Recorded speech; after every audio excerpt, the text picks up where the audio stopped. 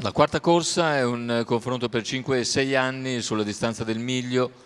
In 9 al via, 1 Coriolano Pel, 2 Cantera, 3 Countach, 4 Bonetto Cass, 5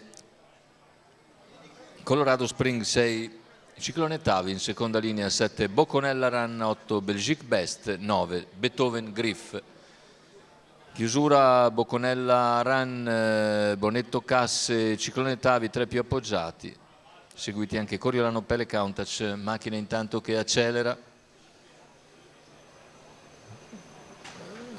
Partiti, c'è subito l'errore di Colorado Spring, aveva sbagliato anche Belgique Best, numero 5 e così Colorado Spring sbaglia Cantera e in vantaggio, così si ritrova Coriolano Pel Countach squalificato sull'errore di Cantera. Numero 2 Cantera squalificato. Coriolano Pel in vantaggio dopo i primi 300 metri di gara, si trascina Boconella Run veloce a prendere la scia.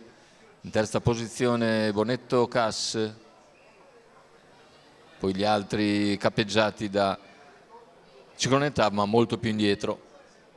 Intanto completamento dei primi 600 metri,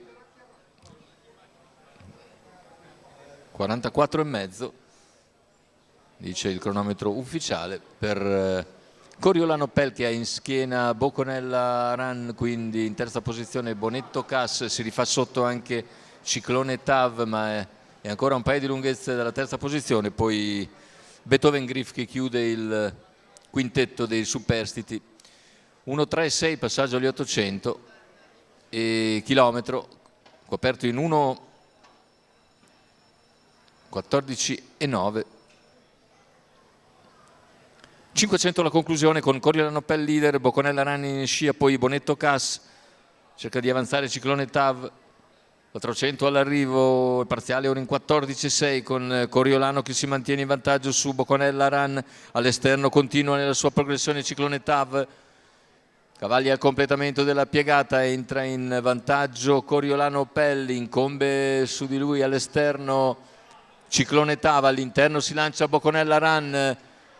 Ultimi 80 metri di gara, finale con Ciclone Tav, Boconella Run e Coriolano Pel sul palo, però è Boconella Run che passa nei confronti di Ciclone Tav e Coriolano Pel vicini. Forse ancora Coriolano riesce a salvare il secondo, ma è un arrivo molto stretto da rivedere sicuramente. La vittoria invece da perfetto opportunista per Boconella Run, in sediolo Marco Stefani, per conto di Lorenzo Baldi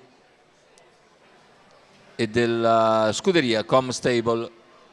Secondo posto ancora per Coriolano Pel, che si difende dal coraggioso tentativo di Ciclone Tav.